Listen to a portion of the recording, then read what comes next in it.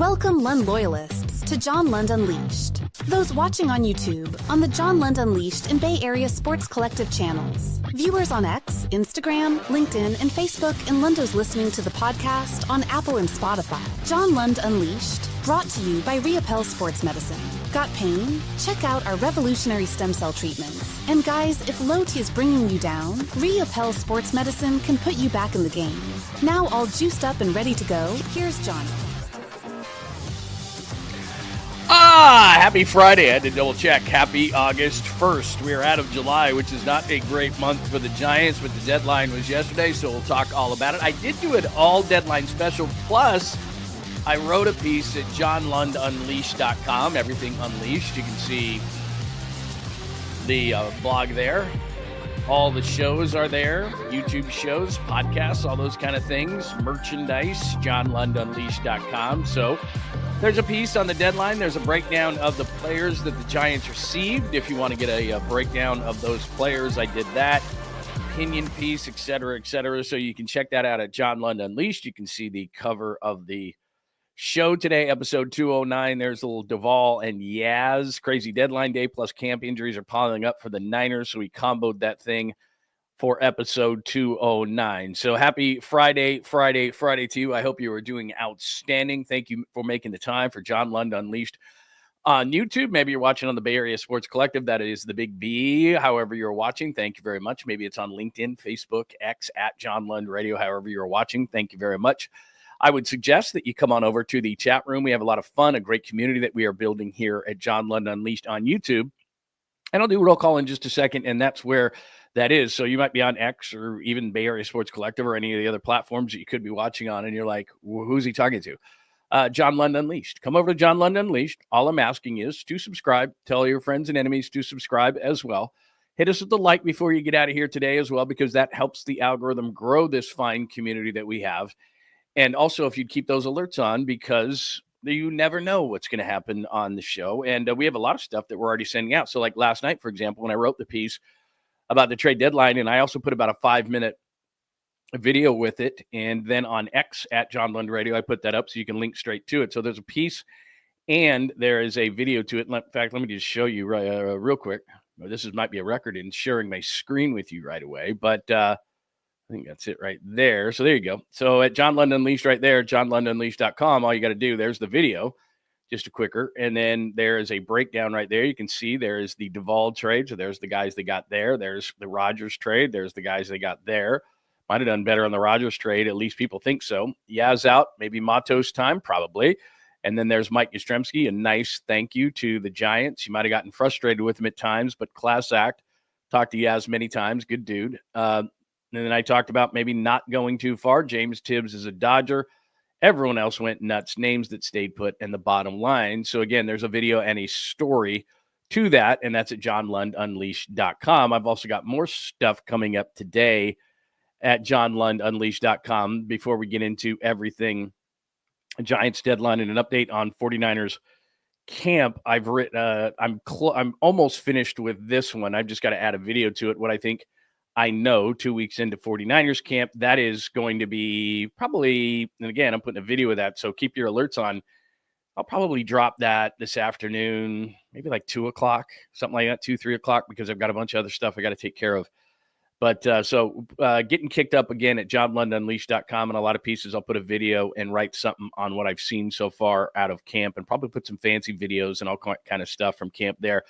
So make sure you get those alerts on, and you can see when that will be dropped as well. And that's going to be a video and a piece at johnlundunleashed.com. All right, before we get out to the chat line and see how everybody's doing today, sellers, I'm down with that, what the Giants did yesterday, but I just don't think they did enough. I'll explain that. Duvall, Yaz, Rodgers, we'll talk about those deals. The Padres trade 10 of their top 30 prospects. The Twins trade 10 players off their Major League roster. If you had 10 players that were desirable by other Major League Baseball teams, wouldn't you have been better? You might want to fire your manager that way. It is Luis Matos' shot for some who think, or for those who think and scream and yell of the lunatic fringe, that Matos just needs regular at-bats. Well, here you go. That's probably what's going to happen. The 49ers injuries are piling up, and I tell you, nothing else matters. Metallica, nothing else matters. but injuries in training camp, and the 49ers have a few, and it is certainly alarming. We'll get into that. Terry McLaurin, I'm going to wait on this. I'll just take it in order, but it's a no, and I'll tell you why. Ricky Pearsall reflects. He was at the podium for the first time this season yesterday, and I thought what he said, he's kind of fun and quirky and weird and all that kind of stuff, but in a good way. But a couple of things he said, both one thing off the field, one thing on the field, I thought was pretty interesting. Another deep ball gets completed by Brock Purdy, and everyone's like, it's great. It was to Demarcus Robinson, who's having a great camp, and I wish could be there in week one, but that DUI is probably going to cost him a couple of games, as we've often talked about. But that's why training camp is weird, because it's like, it's great that Brock's hitting all these deep balls. He's hit like 4 or 5 so far in camp. I mean, big deep balls. But you're not playing against the Seahawks, you're playing against your own secondary. And I told you that I'm really nervous about the safeties, and they keep getting beat day after day after day on deep balls. So it's great for Brock. It's not good if you would like the Niners defensive backs to be a little bit better. We'll get into that. Trey wins last night. I'm happy for Trey Lance. It's just preseason and everyone's overreacting. But you know what? Those simple balls that he threw for touchdowns, Trey couldn't do that before. So maybe he's just doing something. I'm not saying that Trey's going to be great, but if he could be a capable backup in this league, that would be nice for him. Mystery guest Caboose Pistol's a funny one today, and I've got an announcement at the end of the show today as well. So we are jam-packed. And thank you for making it for episode 209 on a Friday edition of the show. One more thing I want to mention. I'm on with Damon Bruce today at 11 o'clock.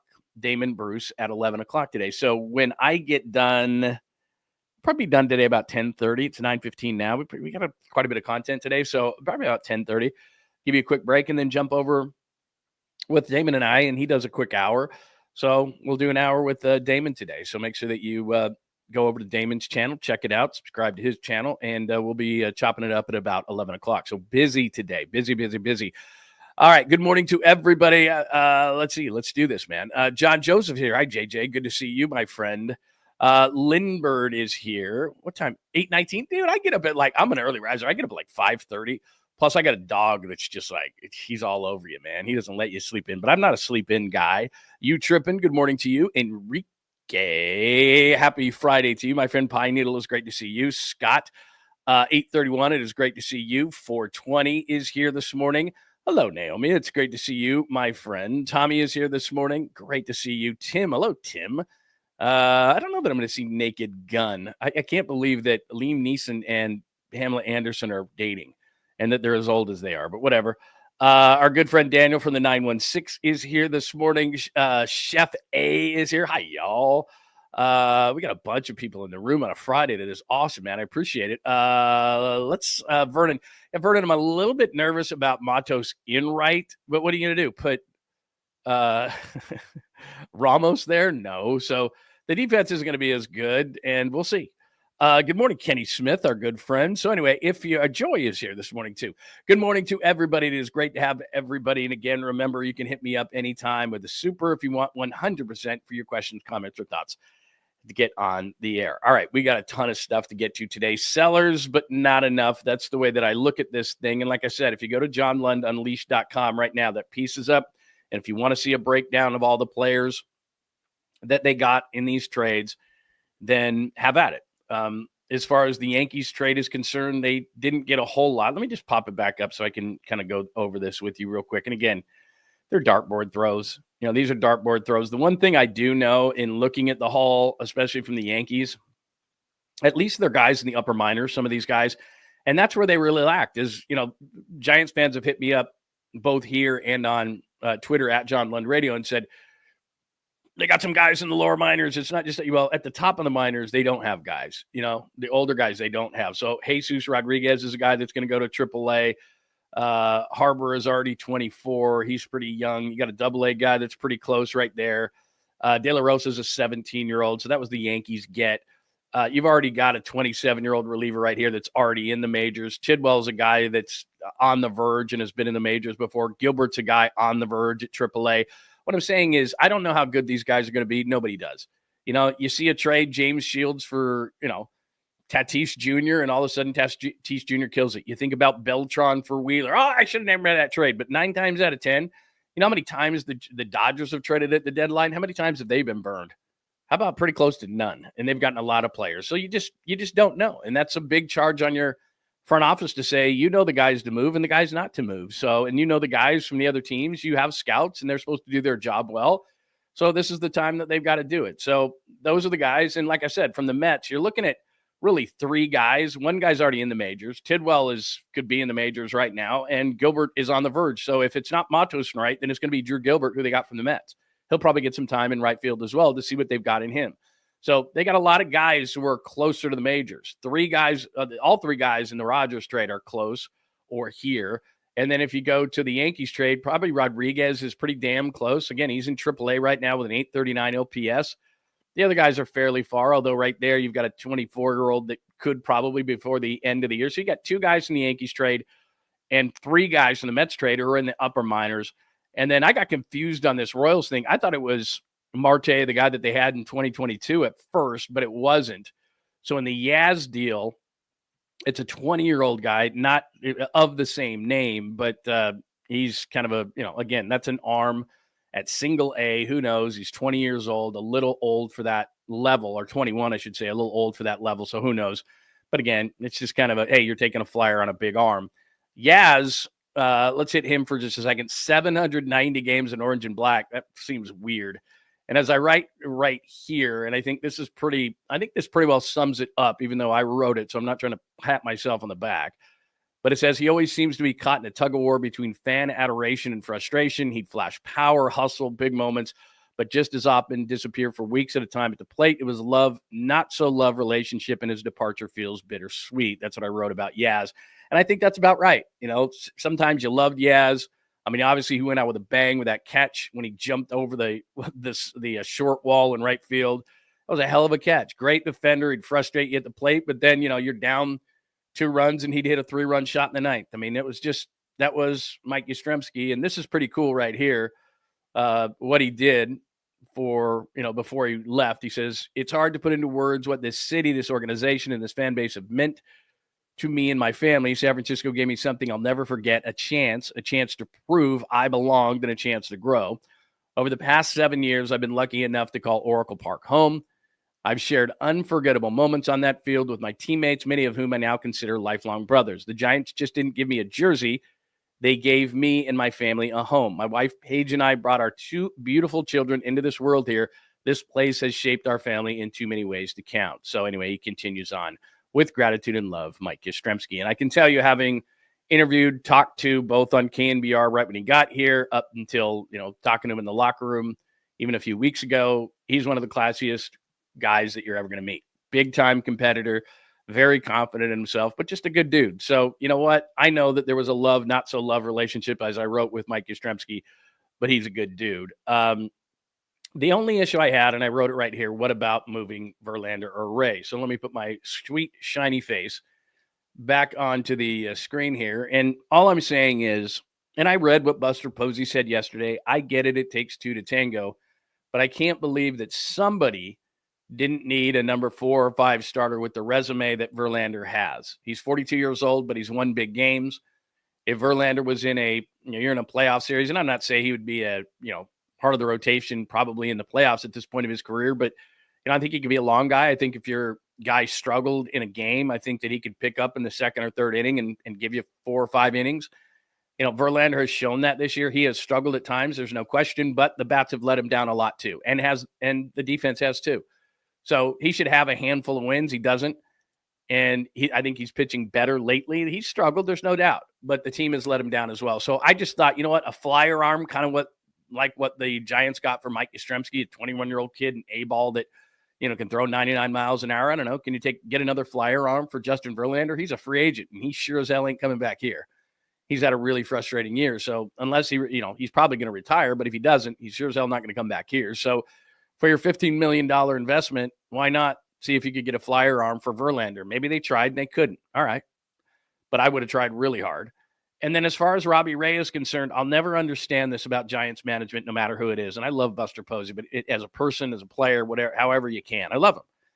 But that does not mean that somebody is beyond reproach, what they've done on a baseball field, or I love the Devers trade, all that kind of stuff. Everything is individual. So when I look at Robbie Ray, okay, and this is just by and large for the Giants, pitching science here, man.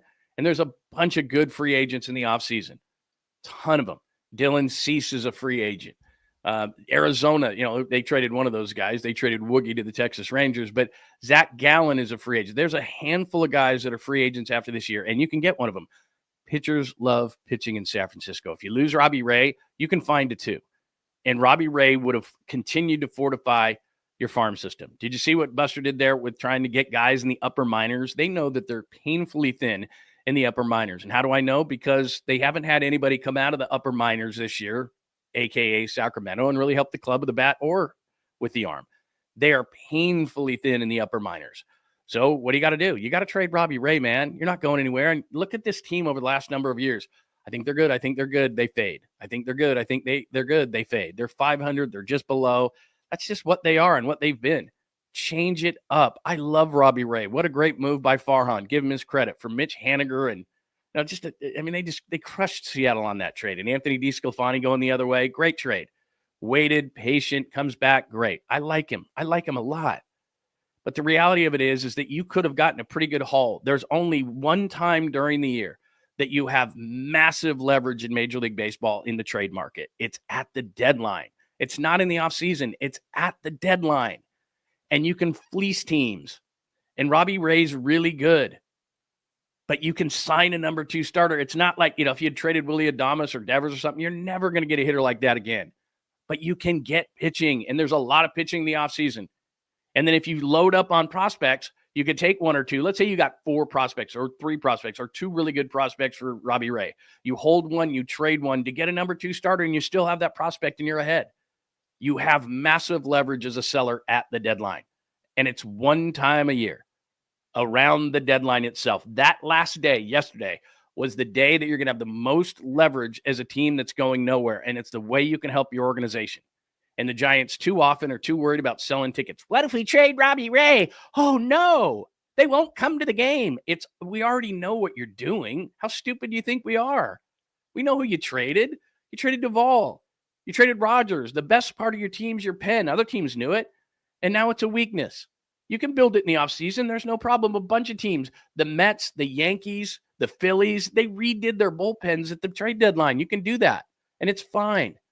But if you trade Robbie Ray, you get a couple of nice pitching prospects, or you get some more position players. You get some more hitters on this team, which is really what you need. Most of them won't sign here, but if you trade for them, Rafael Devers, they got to come. So you could have gotten some bats, whatever. And then you sign the pitching in the offseason.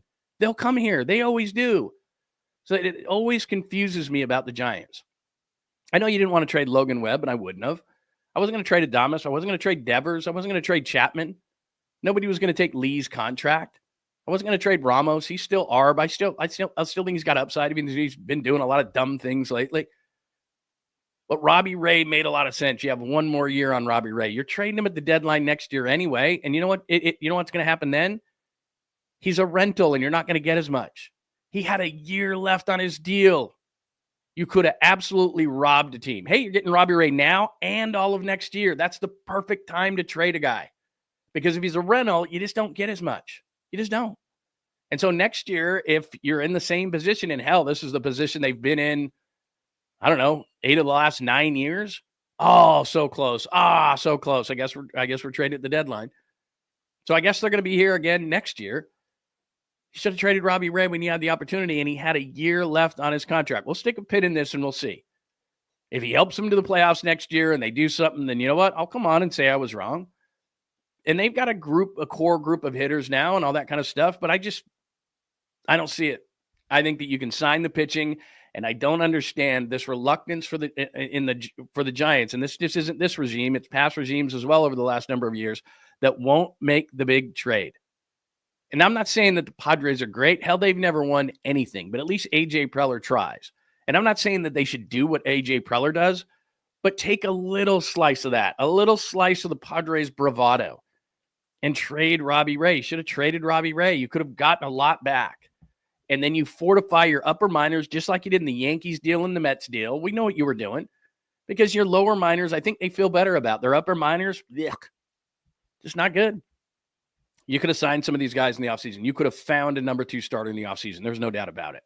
Pitchers love to pitch in this ballpark. You could have got a couple of them. It's not that hard.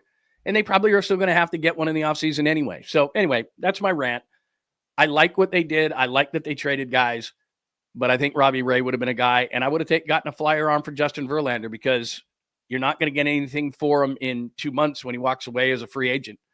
So I don't know what you're waiting for. I don't understand the half in and half out. I guess that's the way that I see it. So anyway, that's what I think. Didn't go far enough. As far as Duvall, Riaz, and Rogers, I showed you what they got in those returns. Upper minors guys, which they were very, very thin. Crazy day. Padres, as I said, 10 of their top 30 prospects get traded just to not win anything. We'll see what they do. But that's generally been the thing with Preller. Wow, very exciting. And you just traded 10 of your top 30 prospects. I love what the A's did. Trading a closer, which they don't need anyway, because what are you closing? Losses?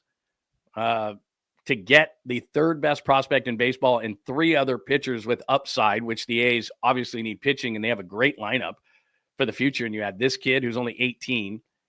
That's a nice trade for them. And then the Twins had 10 major league players off their roster leave. Amazing. And then as far as some of the names, I mean, a lot of the names went, some of the names didn't. Some of the pitchers that you heard rumors about didn't. And like I said, some teams just totally, resurrected their bullpens at the end, and we'll see. But as far as the Padres, and the only reason I'm focusing on them is we've talked about this quite a bit. That's the team the Giants are trading. And once you saw, and it doesn't mean they're going to win the wild card, but they're 6 up in the wild card right now. And they just fortified. In the future, I think it's bad for the Padres. But in the present, getting Mason Miller and getting a depth piece in the rotation like J.P. Sears is a pretty good move for the short term, for this year. For the Giants chasing them, that's not good news. So I think that the Padres made themselves better for this year, worse for the future. But the Giants, I don't think you're catching the Padres. In fact, I think that the wild card spots in the National League are done. I think it's pretty easy. Phillies and Mets out of the East, Brewers and Cubs out of the Central, Dodgers out of the West, and probably the Padres. Unless there's major injuries with the Padres, I think your 6 spots in the NL are sealed up, which is another reason why if I was the Giants, I would have just punted. I mean, they waved the white flag, but they didn't completely just punt it out of the end zone. So there's my thoughts. I'd love for you to give me your thoughts on this whole thing. I would have liked to have seen them go farther. That's all. And then as far as Luis Matos is concerned, this is it. For those of you who think that Luis Matos just hasn't gotten a fair shot, and there's a number of them. Personally speaking, Matos, he doesn't have the frame to get a whole lot bigger. I mean, they list him at 5'11", 207. I don't even think they use that big, and I don't think he can get any bigger. He just doesn't have the frame to support it. So I think he has warning track power. I don't know that he's going to get that much more powerful. He's had 488 major league at bats. He has 12 home runs, 52 RBIs, hitting 219 with a 616 OPS. He's even worse this year. I know, not regular at bats, so that's fine. 110 at bats is not a big sample size. 5 homers, 13 RBIs, a robust 164 batting average, and a 561 OPS. Will that change with regular at bats? You better hope so. I'm not as big of a Matos fan as everybody else. Can he be better with regular at-bats? We'll see. He's only 21 years old. So, yeah, there's a lot of – or he's 23 years old, excuse me. He's 23 years old. So, yeah, he's a young guy. There's a lot of guys who have progressed past that at the age of 23. So, I'm cool. Give Matos his shot. If for not any other reason, just let's find out. Because now you're on a search mission. The guys you got from the Mets, what are they? They're all close to major league ready. I think we'll see all 3 of those guys at some point during the season, during the rest of the season. There's one guy, Jesus Rodriguez, in the Yankees deal that I see that they'll probably see what he is at some point during the rest of the season. There's one pitcher that's in AA right now that's 24 that we could see out of that Yankees trade this year. So that's probably it as far as, again, upper minors. I think Buster was trying to fortify that. So I think we'll see those guys. So we'll get a sense. And if Matos isn't ready, then the outfielder they got in the Mets trade, then he's going to get a shot at right field. Or somebody is. Don't tell me Luciano is, because he's not. He can't play right field in this park. He might be able to play left field. I don't know. I mean, the way that Ramos is playing it, maybe he's better out there in left. They could put Luciano in left and put Ramos in right. I wouldn't love that. But Ramos has played right before in this park. So maybe we'll see that. Maybe we'll see Ramos over to right and give Luciano a shot by the end of the season, but that's what they need to do. They need to figure out what some of these young players are once and for all, what MATOS is. If they could find an outfield spot for Luciano, or else he's trade bait in the offseason. So we're basically where we've been the last few years with the Giants, which is fading in the second half and figuring out who should stay, who should go, that kind of stuff. So give me your thoughts. Sellers not enough. Duvall, Yaz, and Rogers go. The Padres and Twins. Padres 10 prospects out of their top 30. The Twins 10 off their major league roster. MATOS is finally going to get a shot. So that is your baseball stuff so far as the Giants are concerned. Let me see if I have any other stuff that I was going to put up here from a Giants perspective. Give me your thoughts on that before we move on to football. And let me see what we got in the chat room here. And again, hit me up under here if you're watching it later. If you're watching the show later on John Lund Unleashed on YouTube, hit me up there. Or I'm always at John Lund Radio on X, so you can check me out there as well. We're also on Facebook and LinkedIn today. So any thoughts, give it to me. Give me your thoughts. And you don't have to agree with the host. You can tell me I'm crazy, and that's fine. Pine. McCray, I'm not a huge fan. I mean, I like his athleticism. He's got a little bit of pop, but yeah. McCray will. I mean, maybe in the short term they could see what McCray is. Yeah, that's where they are. That's where they are. I don't think McCray will get a shot. MATOS will get a shot. Gilbert, I think, is the kid they got from the Mets. He'll get a shot. I mean, they're just going to see. And like I said, I wouldn't preclude Luciano maybe going to left and Ramos going to right at some point late in the season, where it's like, okay, let's just see. Can he, has he improved that much? Because they've given him a lot of time in AAA. Buster did say that if you're looking for Bryce Eldridge, that's probably not going to happen. He says he would like to give him a full year at AAA. I always like to give a guy at least a couple of weeks in Major League Baseball if he's close. Like, put him up for a couple of weeks, because then in the offseason, he knows when he needs to work on. Like, he's crushing AAA pitching. He's crushing it. And so give him a couple of weeks in the majors where he goes, whoa, like, so that, he can realize that, okay, I was up in the majors for a couple of weeks. I need to work on ABC in the offseason. That's what I'd like to see. So maybe they will. This is not the first time I've been called that. Tell me why I'm crazy. I mean, there's about 50 different reasons why I'm crazy. I just need to know which one you're talking about. Let's see. Hi, Vernon. Let's see. I would have liked to have seen Verlander get traded, maybe, and throw in Luciano to get a nice return. I can understand keeping Robbie Ray. I can understand keeping Robbie Ray. I'm just saying, I think organizationally, they just need to be a little bit more aggressive. I'm not saying A.J. Preller aggressive. There's A.J. Preller aggressive, and then there's super conservative. I think you need to just be a little bit closer. Like I said, you've got to realize, and I know they do, but you got to realize that this is like what Colorado is to hitting, San Francisco is to pitching. You'll get pitchers. They'll call you. Hitters will hang up. Hi, this is Buster Posey. Hello? Hello? Hello? That's what happens when hitters call. When you call hitters. Pitchers call you. Hey, Buster, can I pitch there? Sure. I mean, they're not going to do it for free, but they'll come here. So you can trade Robbie Ray. I mean, what's Robbie Ray? The 25th best pitcher in baseball? I mean, he's a nice pitcher. He's had a really good year. He made the All-Star team. He's nice. I like him. He's not Logan Webb. He's not a number one starter. He's not irreplaceable. Plus, what is he, 34 next year? Like, that's not old, but still. I mean, you had the leverage. I'm just telling you, man. You could have gotten a haul for Robbie Ray and signed a number 2 pitcher in the offseason. It's not difficult. That's what you do. And by the way, in that haul for Robbie Ray, you get hitters because they won't sign here. I mean, it's a really simple equation, everybody. It's a really simple equation, and they don't take near enough advantage of it around here. They don't. Trade pitching, get hitting. Hitting won't sign generally. Now, Adames did. That was awesome. Good job, Buster. And he's having a, hell of a second half. Just saying. That's what they need to do. And they just don't do it enough, man. Farhan was shopping at Ross all the time. Look who I got. I'm going to resurrect this pitcher. And then they let him go after a year. Why didn't you re-sign Gausman, Rodon, guys like that? You got them to come here. That's what I'm saying. They get guys to come here all the time. Carlos Rodon was an all-star this year, man. Kevin Gausman's been an all-star a couple of times since he went to the Blue Jays. I mean, they had those guys. They had those guys. They could have kept those guys. They come here. They'll sign here. They will. They have recently. It's just what they do, man. You can trade pitching. Anyway, get off that, Lund. Stop it. All right. By the way, mystery guest today, which I'll give you in just a few minutes after we get past football. So I've got about a 20-minute interview that I'm going to run today as well, and I think you're going to find it really fascinating. So don't go anywhere if you're thinking about going somewhere. Let's see.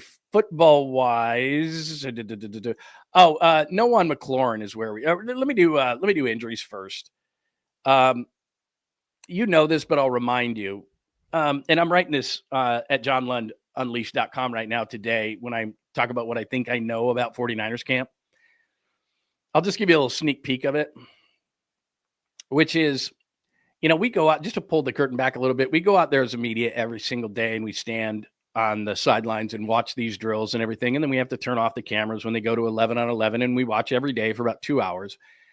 And day by day, we're looking for a play of the day, a defensive play of the day, just something. And it's just individual plays that we're looking for. And then we race back because everybody's thirsty for 49ers content. And we write these things. This guy made a great catch. Brock made a great throw. This defender picked off a pass. In the big scheme of things, those things don't matter, but we know that you're thirsty for 49ers content. So we give it to you like it's a big deal every single day.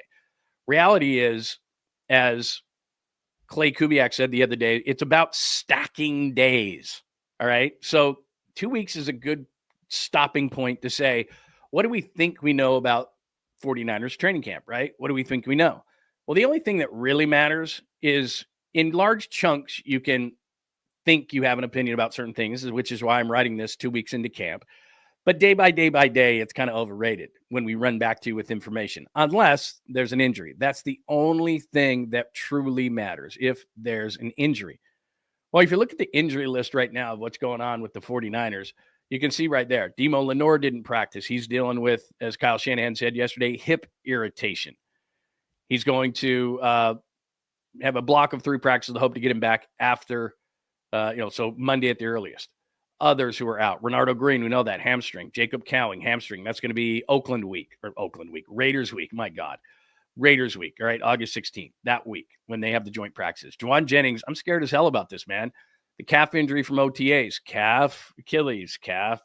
So I hope it's not that, but he's still out. Jordan James and knee. I hope that's not anything big, because Jordan James is having a great camp. Again, 2 weeks worth. I've seen it enough. Bursting through holes, making catches downfield. I think he's going to be a great third down back. And the fact that they signed Amir Abdullah, who's played for the Lions and the Raiders, a solid veteran, because I'm thinking to myself, they've got 3 solid backs, along with Garendo and Patrick Taylor, apparently, who's having a good camp, they say. I've been down there quite a bit, whatever. But so now you're looking at 4 backs. Now they signed a 5th. I'm like, what's going on? Now all of a sudden you hear Jordan James' knee. That's not good. And then there's no time. And he said, Shanahan says there's no timetable on a return for Jennings. That's not good news. In fact, that's terrible news. And then rest days yesterday for McCaffrey, Williams, Bosa, Juszczyk. Don't worry about that. My point being is that you want to avoid injuries. I know that. But all this other information coming out of camp is largely irrelevant except for injuries. And the 2 spots that they can't. I know they're thin everywhere, but if you look at just positions, and again, I'll write about this today, but where there is concern about injuries as far as the 49ers, like I told you, they have depth in the backfield. The offensive line's looking good. The young defensive line so far looking good. I like what D. Winters is doing at linebacker. I'm not as concerned. I'm really liking what Upton Stout's doing in the slot. And again, I'm concentrating on defense because offensively, they've got a lot of weapons, except for, I'm going to get to the receivers in just a second. But the deep secondary is concerning. The fact that Renardo Green is out opposite Demo Lenore is concerning. And now Lenore's got some sort of a hip thing. That's absolutely concerning because the safeties are iffy.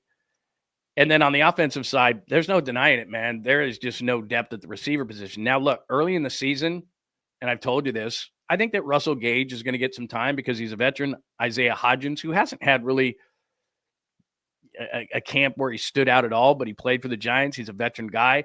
They may keep those guys, especially early in the season. I think Gage will make it through the whole season, but I think even with a guy like 𝐤𝐿𝐿, maybe early in the season, just because he's been there, done that. I'll play some stuff from Ricky Pearsall in just a second, but he's still working his way back. Remember, he started late, obviously, because of the hamstring, and they're saying that he's fine. But in the 11 on 11, so he does all the drills, but on the 11 on 11s in the days that he's practiced, he's only got 8 reps per day on the 11 on 11s, which is not very many. So they're easing him back. I'm not saying it's a bad thing. I'm just saying that they're easing him back, and he's not all the way back. So Jennings is not practicing because of the calf and there's no timetable for his return. That's not good. Pearsall is working himself back. Robinson's had a great camp, but he's out the first 2 games. We know what Brandon Ayuk's situation is. They are in dire need, and that's not overreacting. They are in dire need of a veteran wide receiver, or maybe even 2. I don't know that they'd go the Amari Cooper route. I don't know that they would go the Keenan Allen route. I think those 2 guys are just sitting back going, I don't want to do training camp.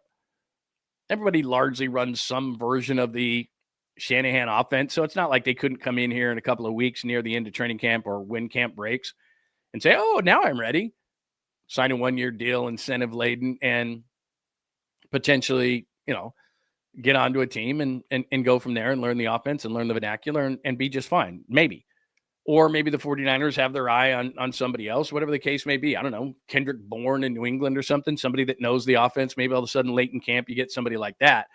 But at least early in the season, until we know what's going on with Jennings, until Ayuk returns, until Demarcus Robinson, who I think is going to have a nice year this year, returns after those 2 games. The first 2 games, they're going to have to figure it out. And remember, they're at Seattle for game number 1. And all of a sudden, it's like you have no buffer zone. This is not like, Alabama plays, Southern U in week number 1, so they have a practice game. You're at Seattle, division game in week 1. And I think they're going to be pretty good. So right away, you're like, uh-oh. And you're not going to have those. You're not going to have Robinson at least for the first 2 weeks. So receiver is an absolute concern right now. And I think the secondary is kind of up there as well because they just don't have a lot of depth there. So that's what I would say. But I'll write more about that at John Lund Unleashed. So again, injuries are a big deal. This thing on McLaurin, and this is what I guess I'm saying in terms of, just low-hanging fruit. And I understand that we all have this job to do if we cover the 49ers to bring content back to people. And it's, are they going to sign McLaurin? Are they going to trade for McLaurin? So I'm sorry that I have to add logic to this. I apologize for that. But let me get this straight. They just traded Deebo Samuel and $20+ million because they don't want to allocate that to the receiver room. And they think that Deebo's going this direction, not this direction. They regret the Ayuk contract and paying him $30 million. There are wide receivers all over the place, and you can rebuild, as I've told you, your wide receiver room in an offseason, and you don't have to pay those kind of dollars. Now, if you're going to pay a top-end wide receiver that's not a problem. Well, McLaurin's nice, but I don't even think that Terry McLaurin's a top 10 receiver in this league. He's right around there, but he wants $30 million a year. So let me get this straight. You just got rid of Deebo, and he was overpaid in their eyes. You're not real happy about the Ayuk deal, especially with the injury, but you can't move him. And you think that the 49ers want to trade for Terry McLaurin logically and then go into contract negotiations with another wide receiver after what they just went through a year ago with Brandon Ayuk? Or some people have suggested that Washington would trade for Brandon Ayuk, who's not going to play for 4 games because he had a connection with Jaden Daniels at Arizona State. Jaden Daniels is not the general manager. Players don't generally make good general managers. But it just doesn't make any sense. The Niners want nothing to do with negotiating another wide receiver contract. So I'm sorry that I have to bring logic into this whole thing, but it's the last thing they want. They don't want that. And their relationship with Brandon Ayuk is not bad. He's out there on the field. Kyle has said it. Clay Kubiak has said it. John Lynch has said it. That, you know what? That the contract is the contract. It's cool. They like him. If they trade Ayuk, they're going to have to eat a ton more money. And they're already eating the most money in the league for players not to play for them this year than any other team in the NFL. So you think they want to eat more. So again, let me get this straight. Trade Ayuk to Washington, eat a ton more money. Yum, yum, yum, yum, yum. Go into contract negotiations with another wide receiver. Right. Okay. Just checking. They're not doing that. Here's some Ricky Pearsall for you. I think you're going to enjoy this. This is pretty cool. So this is Ricky's first time on the podium. This was yesterday, and there's 2 things here. Let me start with the off-the-field stuff with Ricky Pearsall. And I think this is pretty cool. He says in this, because I cut the beginning off just a little bit, and I apologize, but he says in the beginning of this, he thinks about the shooting he says, unfortunately, I think about this every night before I go to bed. Every night. he thinks about the shooting from last year. This is really interesting. Here's Ricky Pearson on the podium yesterday about the shooting last year. Every single night I go to bed, and I kind of just carry that with me. And now I think it's not as much of like avoiding it or revisiting it and not revisiting it. It's more of like how I deal with it, and the light that I put on it. And for me, it's more of a positive light and the things that I can get out of that, in more of a positive direction, and and try to inspire other people and stuff like that. But as far as my own personal stuff, I've been doing a better job of dealing it with myself. So I got him a lot of credit, man. Last year, and people forget very quickly, he got shot. He had hamstring issues. There's a mental side of that. He was seeing a sports psychologist. I mean, there's just a lot to it, man. And then he's frustrated because he's working. He worked with Brock in the offseason. The guy is a worker. I mean, you can say what you want about Ricky Pearson. I'm not sure that he's going to be, just because he hasn't proven it. It's not because he doesn't work. It's not because he doesn't have the body for it. It's not because he doesn't, have the athleticism. He has all those things. I mean, that's what, when you scratch your head sometimes, you go, why? I'm not at that point with Ricky, but it's just, he's got it all. And so, but he just hasn't proven it fully yet. At the end of the year, he made, he was good at the end of the year, but let's see it for a whole year. That was a small sample size, but Ricky's great. And he's really fun to talk to. He's kind of quirky and weird. He was talking about video games, and everyone's giving him like this deer in headlights look because it's all a bunch of old guys looking at him like, well, video games. He's a great guy. He's just fun. And you can tell that he's a good guy. But man, it's just like, man, a shooting, it just doesn't, you don't just get over that. So that was really interesting. And then here's Ricky comparing last year, this year, how he feels and what he expects out of himself this year.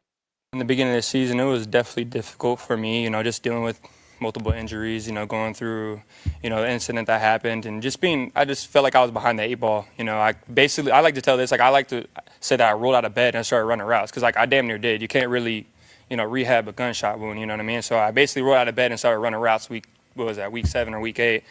So, just continuing to get those reps, I think it was for me. That from that week 7 on, it was like that was my training camp. Those practices in between before the games, that was like my training camp for me. So, expanding on that, getting with Brock and trying to get the man coverage looks that I would have got in training camp and trying to deal with that and figure it out. A lot of success comes from a lot of failure. So, you gotta be able to fail and learn from that in order to actually have success. So I think that's something I did. That's why I like to say I'm a practice player and I love practicing because going out there you get to try shit and you get to learn from that. I just cuss. I realize that. That's just how I talk. But yeah, moving forward, in man coverage, just continue to work on it and continue to work on my game, man, moving forward. I just like him. He's like, I just cussed. I mean, he's talking so fast. Sometimes his brain doesn't catch up, and I just think it's hilarious. But he brings up a really good point about last year. And I think it's pretty astounding that he did what he did. If you think about it, he said, I'm rolling out of bed running routes. I didn't have a camp. I got shot. There's no rule book, like you said, on how to come back from a gunshot wound. It's mental. It's physical. It's all these different things. And at the time we were astounded. And then this year we're going, Ricky, let's go. And he has another injury, and it's got to be frustrating to him. And you can tell in his voice that he's frustrated. But he's a hell of a route runner. I can tell you from having watching him. He's quick. He's fast. He's got great body control. He's got strength. He's got all the different things. He just needs reps. And I know the other day when I was playing the 𝐃𝐨𝐬'𝐫𝐞, the offensive coordinator who doesn't call plays, but the offensive coordinator of the 49ers, talking about Ricky, and somebody asked him about him. And it's so early in camp, and he just used the old cliche terms, but he said stacking days, and we're all like, okay, stacking days. He said that about everybody. But it kind of resonated with me. Like I said, it's not just one day making one catch, and we all scribble it down, and then we run to our computers and say, what a catch by Pearson. Everybody says, Pearson's having a great camp. It's day after day after day after day, and especially for him, and they're holding him back a little bit because they don't want him to be going too fast in terms of, so an 11 on 11, that's 8 reps. It's not what he's going to get, but they're kind of ramping him up. But he's got everything that you need, and he's just kind of a quirky, fun guy. And, like I said, you look at last year and the success he had at the end of the year, he didn't have practices. He didn't have camp. He was catching up the entire season. He said the practices during the season were his training camp. And so hopefully he can get in this camp, he can get up to speed and get those reps that he needs, because that's all he's lacking. It's just practice, practice, practice, and he needs it with Brock so they can get on the same page and they can have that telepathic kind of thing that you need between quarterback and receiver. So cool to hear from Ricky yesterday. On the chalkboard, deep ball, we talked about a little bit. It's great that Brock's hitting those, but it's your safeties back there, not yours, the 49er safeties. TREY wins last night. And look, these look like simple throws, and they are, but these are throws that I've seen Trey Lance miss as a 49er in camp again and again and again. And they win yesterday. And I know that it's not a big deal. It's the Hall of Fame game, whatever. Nobody is playing or whatever. But for Trey Lance, and you can see it when he throws the first touchdown here, last night was a big deal to him. I mean, that's a lofted pass. It looks pretty easy. Kaepernick could never get air under a ball. I'm not saying Kaepernick couldn't make this throw. He could. But, Trey, a little fake there, looks really simple. I mean, a lot of times he'd float that ball into the end zone. So there's the first touchdown. And then, look, I know it looks simple, quick little slant there, but you know what? And it was a one read and throw. But Trey Lance put it on the money, man. And that's good. Hopefully Trey Lance can be a backup in this league. Maybe Jim Harbaugh can give him some confidence. But if you see, this is a one read. He's not looking, boom, boom, boom, gets it out on time, taps it, throws it. It's on time. It's, placed right. And I know those are simple things, but as I told you yesterday, I don't know where Trey Lance was going to get his reps. And this is what it's going to be. So he starts the Hall of Fame game, throws a couple of touchdowns, gets some confidence. Maybe Trey Lance can be something. Maybe he can back up Justin Herbert, who never, he's like a rock out there. He's had broken ribs. He's played all those kind of things. He's one of those guys. So is he going to get a ton of reps? He's going to play a lot? Not so much. But in the preseason, if he can gain himself some confidence, I think that Trey Lance might be able to be a backup quarterback in this league, and I think that would be great for him. So I'm rooting for him. I know he cost the 49ers, and I know he's a bust and all those kind of things, but he's a good kid.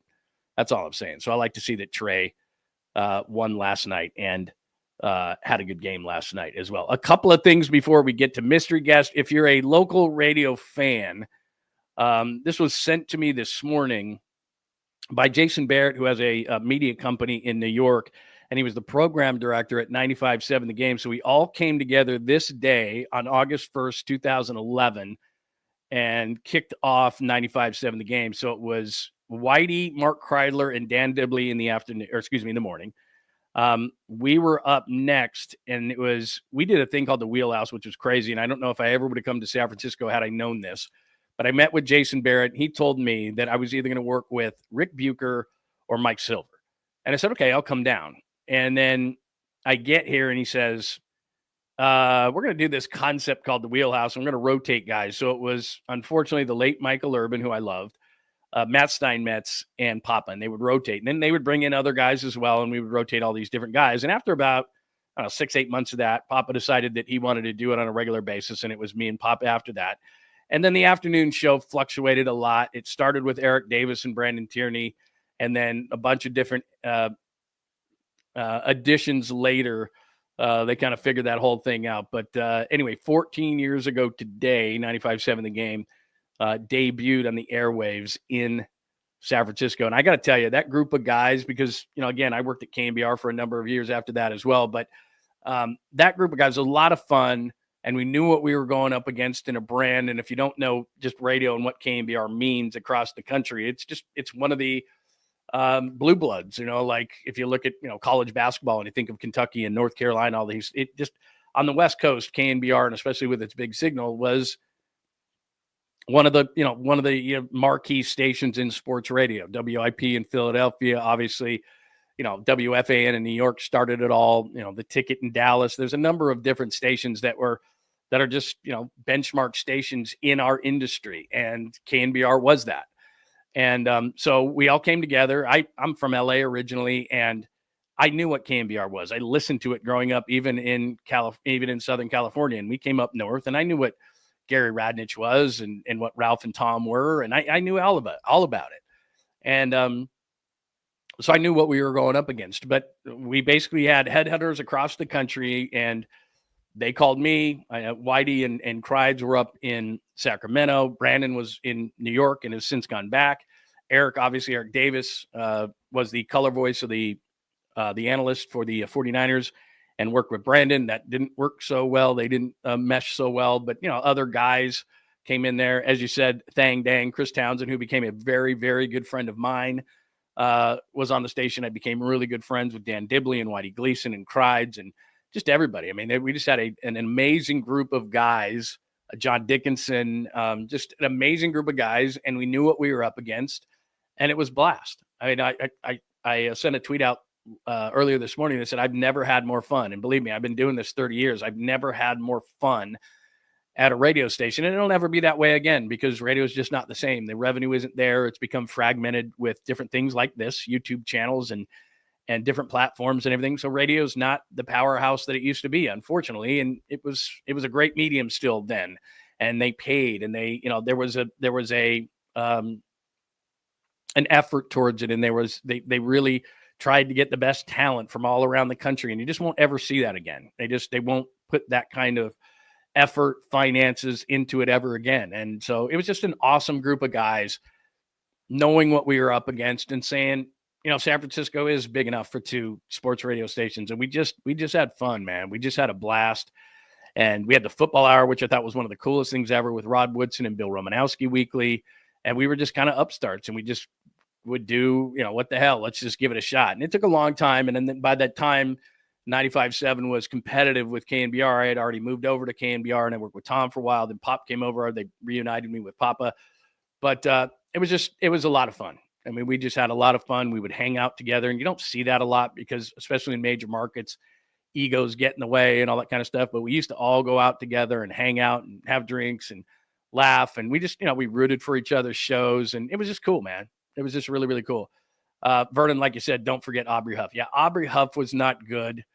Was not a good addition. Rick Bucher did not necessarily fit the group when they, again, different editions of different shows that, kind of scrambled around. I was lucky and we survived in the middays because people knew who Greg Papa was. And so that was pretty smart. I think if Jason Barrett had it to do again, I think that he would have brought more local guys in at first, and look, I was from the outside. Tierney was from the outside, and he was a New Yorker. That was a square peg in a round hole. Eric Davis was great, but didn't get along with him. So there's all these different things, man. It was cool. I can just tell you from behind the scenes, it was just a really fun, cool group of guys. And we knew what we were in for going up against KNBR. And it was just a lot of fun. So 14 years later, they're having a lot of success and doing a good job. So, I got a lot of great memories from it because it was just a lot of fun. Just a lot of fun, man. My story in going over to KNBR, I think, is well publicized. I mean, I was in contract negotiations, and KNBR basically called and said, you can work with Tom Tolbert, and, money talks and bullshit walks. And the guy who was running 95.7 at the time, to be completely honest, kind of wasn't exactly honest with me. And at the time, it was a better situation for me to go over to KNBR. And I like I said, it's nothing against KNBR. I had a great time at KNBR. I loved working with Tom. Loved working with Pop. We had a great time. We had a lot of fun, a lot of great guys over there too. That's what's neat is I worked at both stations. I know all the guys in town, and I like all of them. They're all a bunch of cool guys. This is a laid back market. Everybody's fun. Everybody's cool. It's not ego driven. Like I said, even, the guys not just guys, the women and men who cover the Giants, the Niners, the Warriors. It's a fun group of people, man. They're really cool. But anyway, 14 years ago today, not to overtalk it, but there you go. And I was part of that original group. And it was, we had a lot of fun, man. We just had a lot of fun. So there you go. All right. Here is, let me pop this on the stage for you, and then I will play the interview of the day. I'm going to try to do these on Friday, try to get a big interview and stuff, but this is a lot of fun. So one of the things I'm doing now is I am writing a national column, ironically enough, for Jason Barrett, who used to be the program director of 95.7 The Game for a couple of years when it first started. And he has started an extremely successful media company that covers all areas of radio, television, different platforms, music radio, sports radio, just everything across the board. That is, the ESPN, Fox Sports. They talk about everything across the board when it comes to entertainment. It started sports, and then it kind of just mushroomed into everything else. So you can go to X at John Lund Radio, and you can see all this kind of stuff. But so I wrote a piece today on an interview that I did that I'm going to play for you in just a second that is really fascinating with our old friend, Mike Pereira. And I wrote a piece, and what it has to do with, and Mike is just one of the greatest guys ever, and he lives up in Sacramento. And of course, if you don't know Mike, he was the vice president of officiating with the NFL and was a Zebra for many, many years. And then in 2009, he was going to retire, and you'll hear this in the interview. And then he went to Fox in 2010 in a position that they actually created for him. Now, we see it all the time to have officials in the booth, but Mike was the first one to do it, and in 2010. And what really launched his career was the Calvin Johnson catch, non-catch against the Bears, week 1, 2010. And again, we'll talk about it in the interview. So I wrote a piece with Mike, and you can check this out. I've retweeted it, and it's Barrett Media. It's a national column. And you can check that out at X. But I'm going to play the interview, but I wrote the piece based on this. And essentially what it has to do with is where replay's been, and Mike was at the start of it, especially from a TV perspective, having the officials in the booth and explaining things, where it's going, which maybe it's gone too far because it was supposed to fix the egregious error, not every error. Let's super slow-mo this. Is his foot off the bag? That's not what it was meant for, and it slows down the game. And so essentially what it has to do with is replay great for the sport, or have we taken it too far? It's a great conversation that we have. We go over a number of different topics, Mike and I. And at the end, and I suggest that you listen to the end, and I'm not just trying to get you to listen to it, hey, whatever, if you do or you don't. But about the last 5 minutes of the interview, we talk about Tom Brady. And what's fascinating about it, and I didn't even know this, at the beginning of the year, they went over to like do UFL games and everything, and they weren't broadcast or anything. Tom was just practicing, but Tom wanted Mike Pereira to be with him because he just wanted to have a guy next to him for just comfort. So Mike traveled with the number 1 team, which he doesn't always do, and he won't do this year. But Mike traveled with the number 1 team, which is Kevin Burkhardt, Tom Brady, and of course, Aaron Andrews and Tom Rinaldi. And they did all the games together. And Tom was, Mike Pereira was standing next to Tom the whole time. So he observed Tom from, preseason games in the UFL to preseason games. He actually did a New Orleans Niners game last year at Levi Stadium that was never broadcast, and told me all these insights and everything, and how Tom had 385 index cards the first time he came, and everyone was kind of laughing, and the way Tom is with people and everything. So it's a great conversation about replay and how it came about in his days. And I think you're really going to enjoy it, but stay to the end where about the last 5 minutes, we talk about Brady's first year in the booth. And I think it was really, really fascinating. So here is my conversation earlier this week with the great Mike Pereira from Fox Sports. Awesome to be joined by an old friend of ours. And I don't mean old as in he's old. It's just we've talked many times. We've talked many times through the years on the radio, on KNVR and other places. He is the great Mike Pereira, former VP of officiating in the NFL. He's the current rules analyst at Fox. Are you the senior rules analyst, or is it just rules analyst? Because I don't want to short you. Well, I think if there was a title, senior rules analyst, I guess I would be it, because I was the one that started this mess. But I don't know. It's like the whole thing kind of exploded after I started, and not just in football, not just in NFL football, then college football, and of course basketball, and all of these different sports who have someone piping in. So I guess since I was first, I'd call myself the senior, and not because I'm old, right? But I probably am, but no, just because I've been around a long time. Okay, let's start there, because to my recollection, tell me if I'm wrong, and like I said, it's exploded. It's not just football, it's baseball, it's basketball. There's all these stoppages in play and all these things, and it's fine. They get it right, and that's what we want to do. Was it Vinny Testaverde and the Jets in Seattle and Dennis Erickson in Seattle get knocked out of the playoffs because they called that one wrong, or did it happen somewhere else? No, that's where it you could say that it happened before. You could say 86 to 91. They experimented with it, and then they brought it in, and there were no restrictions on the number of times that it could be stopped. And so there was a game in Dallas where an over-exuberant replay official stopped the game 12 times.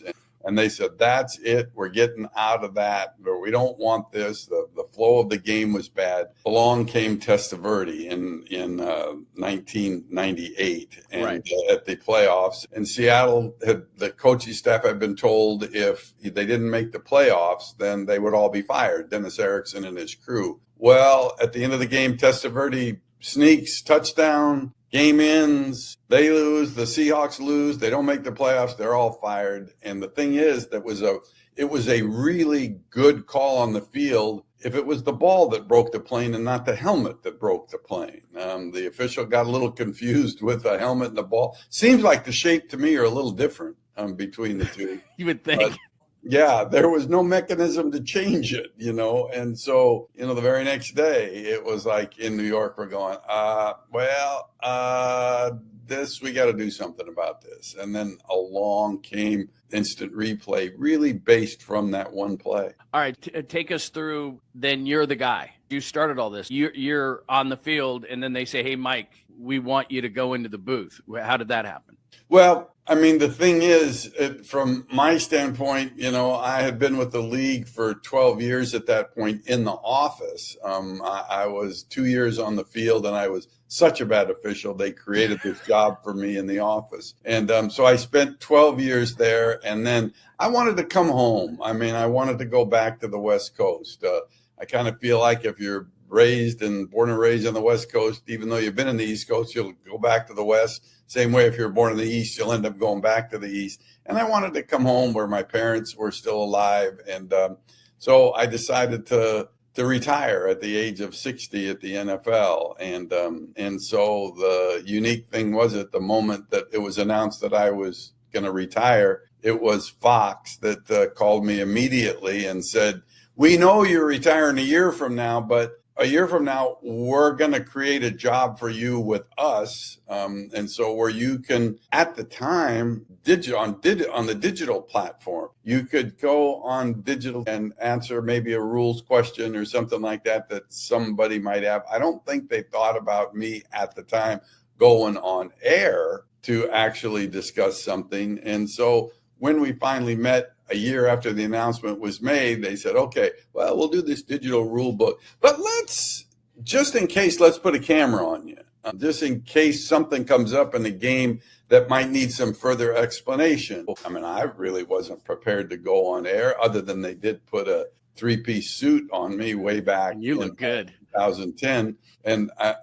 along came Calvin Johnson and the play with Detroit and the Bears, where end of the game ruling. It was one of those situations that you hate to see in replay. And really, as an official period, we had the play where one official signaled touchdown and the other one signaled incomplete. Now it goes to replay. They stayed with incomplete, and they said, "Oh, well, we got Pereira in Studio F. Let's go to Pereira. Let's put him on camera." And so they said, "Okay, we're putting you on camera." And I'm like, "Oh shit!" I'm like, "Oh, what am I gonna do?" So you had no idea. They're just like, right on the fly. You're on. Yeah. So I got Tom Brenneman and Brian Billick going, "Mike, but here's the ruling. What are they gonna do?" And then I'm like going, "I don't know what to say in this situation." I go, "Well, the rule says that if you're going to the ground, you have to hold on to the ball when you hit the ground." And they go, "Well, yeah, but the knee is on the ground. Everything's on the ground. I mean, he got both feet down and the knee, and then the ball comes out. It has to be a touchdown." Well, I kept saying the rule is. I mean, I kept trying to go about the rule, and so then finally they got frustrated as Gene Steratore was under the hood, and they said, "Well, what are they going to do?" And now I was in a box, and so I just said, "Well, because of the rule, I think they'll leave it as an incomplete pass." And I remember Billick kind of in the background going, "No way." And I'm like, "Oh, this is great. I'm going to be fired after." Yeah, because you're like a little league umpire, because that's the only thing I can relate it to. One side hates you, the other side hates you. You can't win, right? Yeah. And here's the other thing, and I always thought this was really difficult because I've talked to professional players about this. So they go to the booth and they're criticizing their peers. And so here you are, you're good friends with Gene Steratore. We had you both on at the Super Bowl before, and you guys are friends. So here you are, and you're put in this position to possibly disagree with someone that is a friend of yours, right? Yeah. That's got to be difficult. Yeah, I was really pulling for Steratore in this one. And when he came out finally and said, after reviewing the play, the ruling of incomplete pass stands. So in other words, he did what I said that I thought that they would do once they got me back up off the floor, because I was just like ready to faint. And then Fox people, John came running in. "That was beautiful. Oh my God, you hit a grand slam." And it was born. The league calls me on Monday and says, "My God," the NFL calls me and said, "This is great. My God, you did exactly what we wanted. You took the heat off the officials and you put it on the rule. And this is great. Though this is going to be great." And by the way, next week there was a pass interference call that I disagreed with, And then the NFL called me and said, "You suck. You suck." No, that wasn't a bad call. That was that's it. Welcome to my role as a rules analyst. It's been an interesting run. My more concern was not the parents and the fans. It was the officials themselves, how they would feel if I criticized them. And I always criticize with respect, but I think they at least respect the fact that I've done what they're doing. And so I understand the difficulty of it. It was hard for them and me when I was on the field to accept criticism that came from a broadcaster in the booth who never did what we do. He could have been a quarterback. Yeah, he was good at throwing passes and he knows all about passes, but he doesn't know the intricacies of call and pass interference. So for them to pile on you and criticize you was tough to take. I think they're better now because of all the rules analysts that are, either in the booth or in their ear with them. And so they have, they criticize less, but it's been interesting. How amazed are you, because we kind of started to talk about this at first, how amazed are you that it's kind of mushroomed into this? Because every broadcast, college football has so many, the smaller broadcasts don't, but every major broadcast has someone that comes in to interpret a rule or a play or something that is controversial. You do it a lot on Fox. They're on every channel. They're in every sport. It's and especially on the major games, certainly in the championships. How amazed are you from that one day where someone ran in and said, "Okay, the Calvin Johnson play, you're on," to now what it's become? Yeah, I don't know that I'm amazed. Maybe I'm a little bit surprised, and maybe I'm even a little bit more concerned because how much have we gotten involved in the broadcast? And when I first started out, with Fox, my first year, everybody was going, "Oh my God, look at Pereira's 42 for 42. And he's gone on 42 times and he's been right all 42 times." What they were giving me were, every time there was a play, they ruled an incomplete pass because the right foot came down out of bounds. And then they show the replay and the right foot's inbounds by that much. And so I go on and say, well, that right foot got down. Oh, Captain Obvious. Okay. So I did all those easy ones. Oh, he's so good. Well, then Fox kind of got smart and said, well, we don't need him for those. Let's just give him the tough ones. And then the old percentage went down a little bit. But I think the networks kind of handle it differently. Some put people on the air more. Steratore goes on the air more than I do, which might have to do with something like he's younger and better looking and projects them, I don't know about that, man. Some of your suits, man, top of the line. Well, it's fine. My suits look good, but my face doesn't match my suits. But I think the danger is overuse, and the danger. See, there's flows of games that is the game itself, and then there's the announcer's flow. The communication and the flow between the play-by-play guy and the color analyst, and all of a sudden we become this third element. And I think it's been good, but I think it will be interesting. You have a pretty good group right now with Blandino and Steratore and Russell Yerk and the other. Will it go beyond that? Will there be a time where, okay, it was a good thing, but maybe not deemed to be as important as it was? I think the longevity of having officials in the booth will be something that will be interesting to see how that is. Well, just along those same lines, at the origin of it, just the rules, not so much the referees or the former officials in the booth, it was get the egregious error right. And now we're to the point with technology where we can really slow this thing down and we can make it. But then again, I want to get it right. You just talked about the flow of the game. And I think baseball also is, maybe even baseball is worse. I think football is a little bit quicker, but it's the flow of the game. Maybe if in 60 seconds you can't get it right, then it has to stay. But there has to be a flow of the game. It is a business. There is an enjoyment factor to me sitting down and watching the game. Have they taken it too far in trying to get it right? I think they are. I think when we first started out in '99 and we were essentially the first, it was all based on facts. So you're talking about the grounds, lines, and planes. That's what it was based on, and it was to keep judgment out of it. And now we've gone to beyond that, at least in the NFL, in terms of, now we're reviewing, well, did he have the ball long enough to be considered a runner? Therefore, it is a catch and a fumble. Time, element of time. That's judgment. And, I go back to George Young. That was a legendary GM for the Giants. And, he was the head of football operations in New York in '99. And he was a purist of the game. And I remember his statement to me, and what I saw on his manila folder, it didn't say on the tab instant replay, he had in quotes, the monster grows. And he knew in '99 that it was going to grow beyond what the intention of the original program was. And he's right. And to me, it's gotten too technical. I mean, Mike Patrick, I remember that first year in '99, I remember him saying, when an official, the old days, they used to go under the hood and spend hours under the hood. He said, look at the play, and if you run it the first time and you see that it's absolutely correct, change it. If you have to look at it for 2 minutes, for God's sakes, and run it back and forth in slow motion, that's not an egregious error. And we've gotten away from that, like you say. And I think baseball's even at this point a little bit worse. That technicality of the foot just coming off the bag on the slide and then the glove.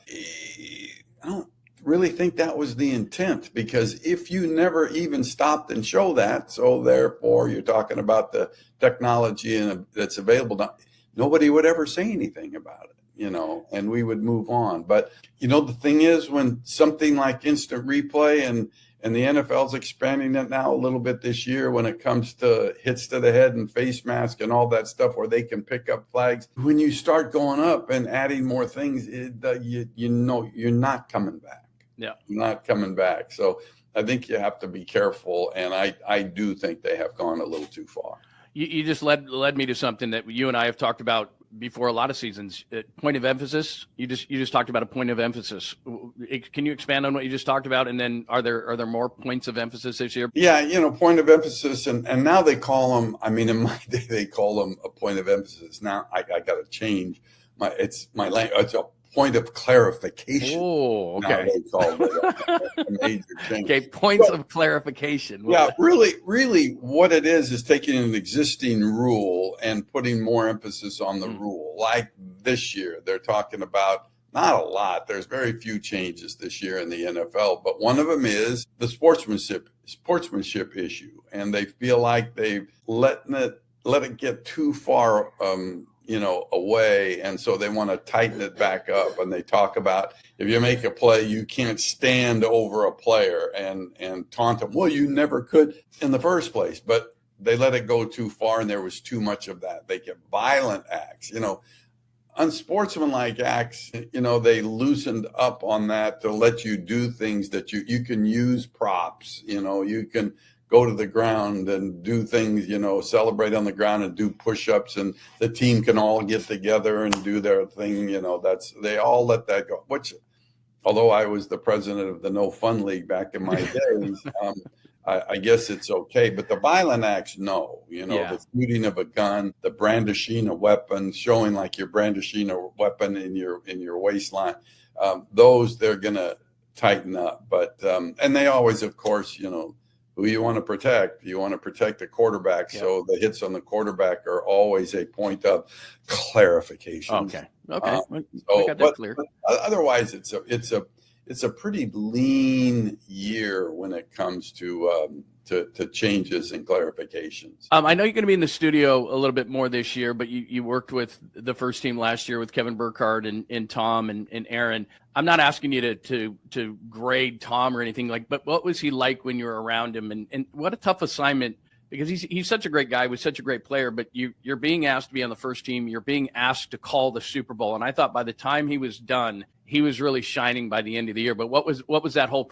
thing like for you to be on that team with Tom? It was like amazing for me, because they had said that they wanted somebody with Brady all the time. So it had to be me or it had to be Blandino. And I remember that, we first started out doing UFL games. So we would go to Detroit, for example, I think was our first game that we went to, and we set it up to where it was like a regular broadcast, Burkhardt and Brady and me standing next to Tom. And so they they of course recorded the whole thing. It was never on air. But I kind of went through the evolution of Tom Brady as a color analyst, because that first game, all I really heard from him was, "Ooh, ooh," and I'm thinking to myself, okay, no, Tom, I think when you're trying to emphasize the fact that the tight end's open down the middle, the fan's not going to know what that really means. Yes. But his energy level was like so incredible that he was playing quarterback. He wasn't playing color analyst. He was seeing it, yeah. Yeah, and then of course through all of their preparation prior to the start of the season, with Kevin Burkhardt doing games in the studios in LA, and which is never really a true sense of how a game is when you're looking at a TV screen watching it. But through all of that, then I think he transitioned to being a little bit over-prepared in my mind.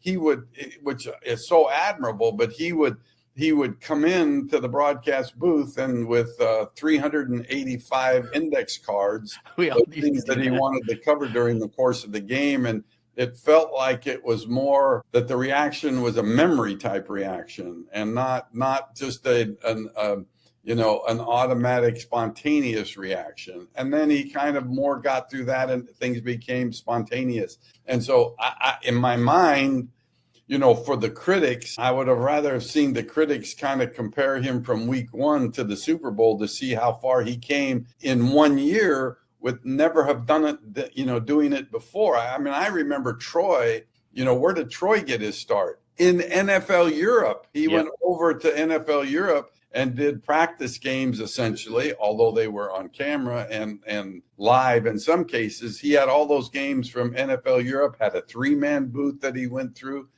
Tom, he got thrown right into the 2-man booth and was expected to be as good as John Madden. I just have nothing but respect for him, because not only does he prepare so much and put so much into this with so many things that he has going on in his life, but he's a great man. He, different of most people of that celebrity status that I have seen, that when he walks out of the broadcast booth and people are lined up just to get a sight of him, he fist bumps them. I mean, he gives attention to anybody that really talks to him. If a visitor came into the booth, he would spend time with them, genuine time. And that's who he is.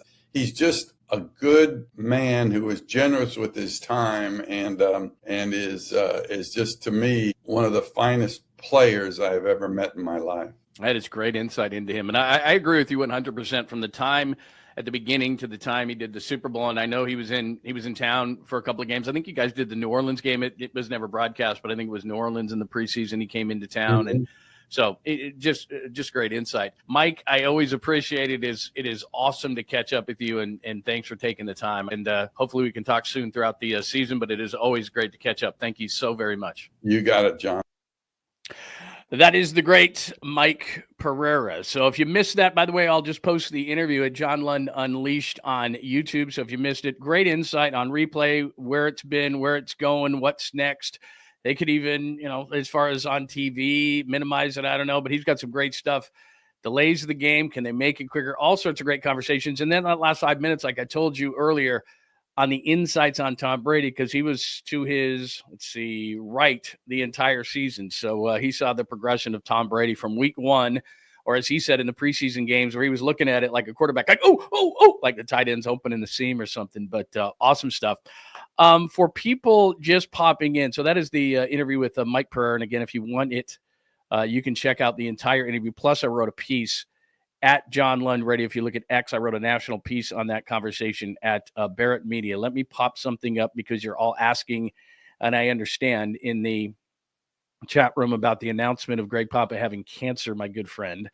There's the Niners. The 49ers extend our unwavering love and support to Greg Papa and his family following his recent cancer diagnosis. We wish him a speedy recovery. Look forward to welcoming him back to the radio booth as the voice of the 49ers, whenever he's ready. I've known about this for quite a long time. Everybody thought that he was taking an extended vacation. And if you know Greg, he doesn't miss training camp at all. He doesn't miss training camp ever. And what essentially he does is he takes a couple of weeks off in July, and we would kind of make our schedules kind of match up in that way. And then he and I kind of had a philosophy together for 15 years, which was, once training camp hits, we're all in. Like, that's football season. It's not, we don't wait till September. It's football season. And we, got it done. And I was doing pre, half, and post, and he was doing the great play-by-play job with Tim Ryan that he does. And of course, preseason, he's on TV. And so for him not to be on the radio and for him not to be down at training camp, which he hasn't been, many people were coming up to me going, what's going on? I guess he's still on vacation. And it's like, no, he's not on vacation. He's had some health issues that I'm not at liberty to discuss for a couple of years, but the cancer diagnosis is new. And the only thing I can tell you, because I'm not going to delve into his personal situation, is that when I texted him, this was on July 24th, he said, thanks for checking in. I will be good. That's what he texted me. Thanks for checking in. I will be good. I did text him this morning, and he texted me back a heart, emojis with a heart, prayer, and a flex. You know what that means. So, just a lot of love to Papa. I've known him for, like I said, very close for 15 years, and it breaks my heart. And I went through cancer, and he was with me through that and was amazingly supportive. He was there the day that my dad got diagnosed with pancreatic cancer, and I walked into the studio crying, and he, so we've had our battles with cancer, he and I both. I've had it, and he was incredibly supportive. My dad got pancreatic cancer. He was the first one to know, and they gave him 90 days. My dad died in 84. So, we've been through some stuff, and all I know is I'm not going to bother him, but I just know he just texted to me, I will be okay. So that's what I know. And like I said, I can't really say anything more than that, but I just know that,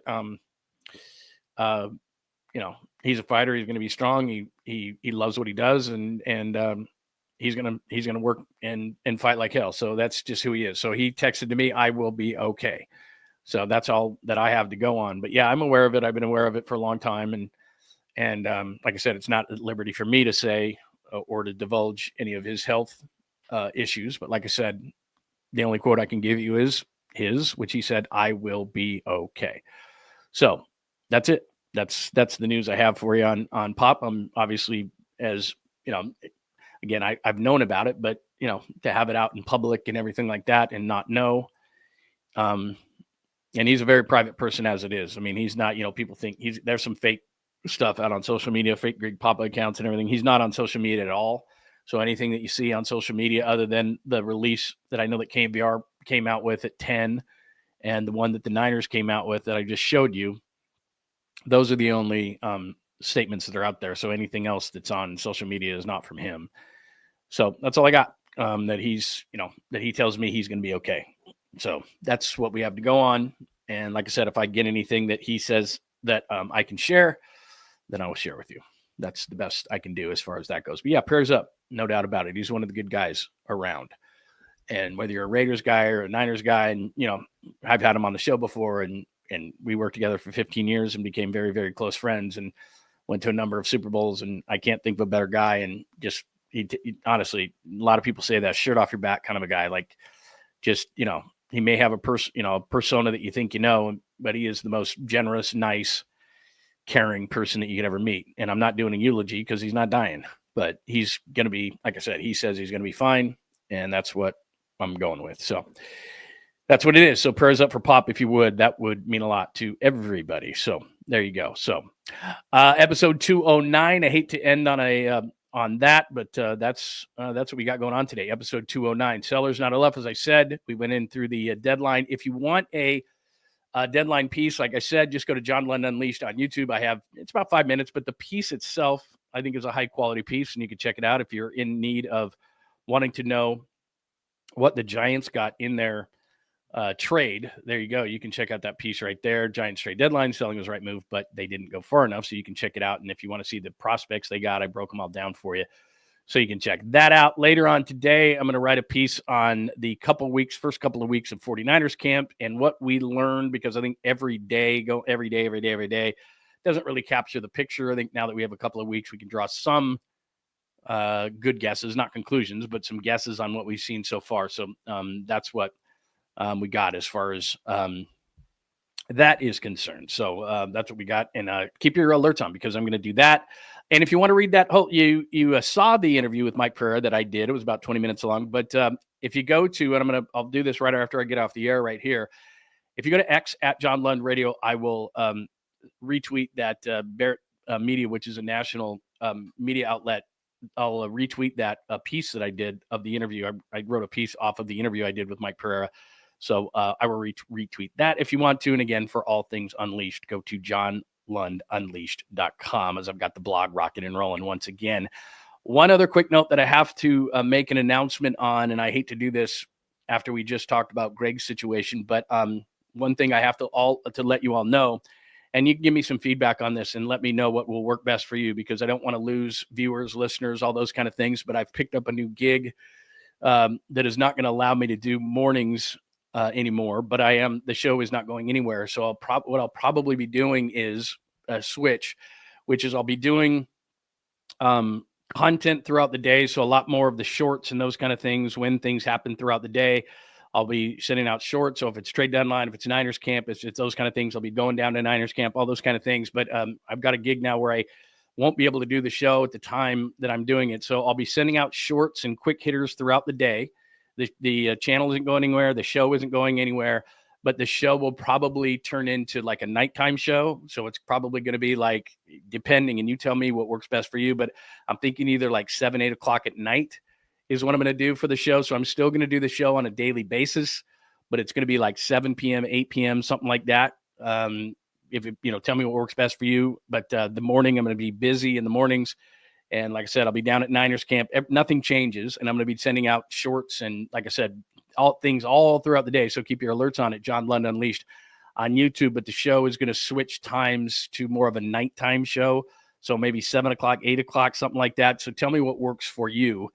And I will make sure that I work around that. And yeah, like you said, I got to work around the guys that are doing the Bay Area Sports Collective. So if Rod's on at 8 every night, I'm not going to do it at 8. But I'll figure out what's going on as far as that goes. So you let me know. Give me some feedback on that. But like I said, I'm doing a new gig, and I'm going to have to switch up the time of the show. But that doesn't mean during the day I'm not going to be shooting things out. So that's what I'm doing. So I'll keep you up to date on that and when we're going to make a switch on that. But I just want to keep you in the loop on that as well. So there you go. Some point I'm going to do that. So I'll let you know when we're going to make that switch. But it's all good. And like I said, the channel's not going anywhere. Content isn't going anywhere. We're still doing a daily show. None of that kind of stuff. So that's what's going on. So don't worry about that. And we'll still do some morning shows as well. I'll kind of mix it up a little bit, but I've got to do a couple of things like that. All right. Again, thank you so much. Appreciate it. Thanks for watching episode 209. Hope we did a great job today between the Giants, the Niners, camp, Mike Pereira interview, which was awesome, that I turned into a nice piece that you got to check out on X at John Lund Radio. And again, prayers up for Greg Papa, my good friend, who again tells me I'm going to be fine. That's his quote. So, but still keep those prayers up for my good friend Greg Papa if you're just jumping in there.